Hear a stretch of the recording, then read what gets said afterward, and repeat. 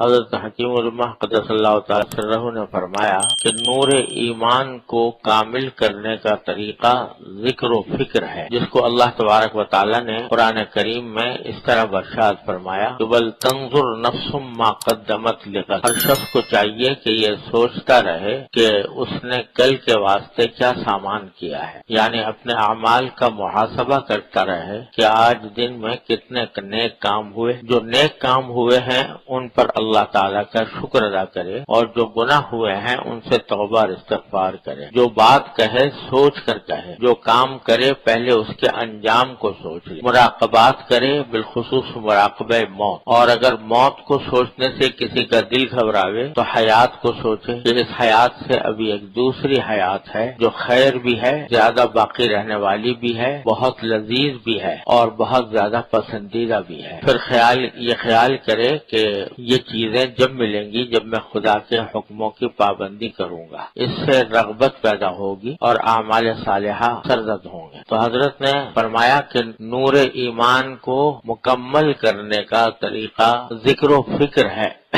یعنی سوچنا، اللہ تبارک و تعالیٰ کی نعمتوں کو سوچنا، اللہ تبارک و تعالیٰ کی بارگاہ میں حاضری کو سوچنا، اپنے اعمال کے بارے میں سوچنا، اور اللہ جل جلالہ کے جلال و جمال اور کمال کو سوچنا۔ اور یہی وہ بات ہے جو پہلے بھی عرض کرتا رہا ہوں کہ ہمیں اپنے سوچ کا رخ تبدیل کرنے کی ضرورت ہے۔ اس وقت ہماری سوچ بچار، خواہشات، جذبات، امنگیں جو کچھ ہیں وہ دنیا کی لذتوں راحتوں کی طرف لگی ہوئی ہیں، اور دن رات ہمارے دماغ کی سوئی انہی کی طرف گھومتی رہتی ہے۔ کون سے کام سے زیادہ لذت حاصل ہو، کون سے کام سے زیادہ راحت ملے، کون سے کام سے میری لوگوں میں شہرت ہو، کون سے کام لوگوں کو پسند آئے، تعریف ہو، بس اسی ادھیڑ بن میں ہمارے شب و روز گزرتے رہتے ہیں۔ اس کا نتیجہ یہ ہے کہ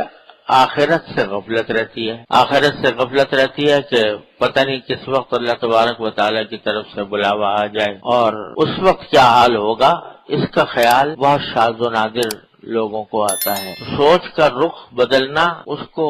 دنیا سے آخرت کی طرف پھیرنا، مخلوق سے خالق کی طرف پھیرنا، اللہ تبارک و تعالیٰ کی جمال و جمال، جمال و جلال، اس کے کمال، اس کی طرف پھیرنا، یہ مقصود ہے، اور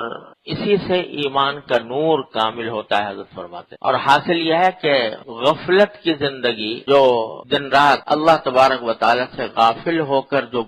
زندگی گزر رہی ہے، اس کو اللہ تبارک و تعالیٰ کے ذکر و فکر سے آباد کیا جائے۔ اور کہنے کو تو میں نے کہہ دیا اور سن بھی لیا، لیکن اس پر عمل جو ہے وہ اپنی سوچ کے رخ بدلنے کا عمل یہ مسلسل مشق چاہتا ہے، ایک دن میں حاصل نہیں ہوتا کہ پہلے ہی دن آدمی کی سوچ ساری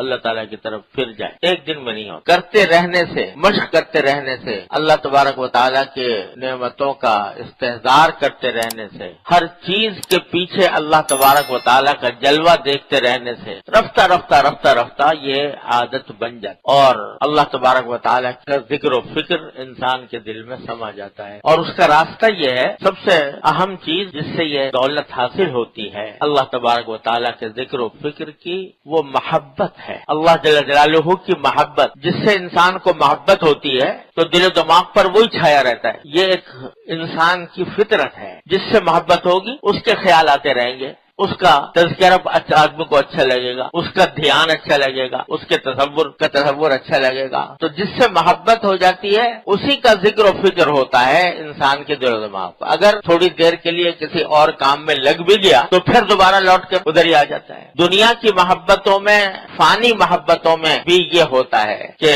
دل دماغ کے اوپر وہی تصور چھایا رہتا ہے جس سے انسان محبت کرتا ہے،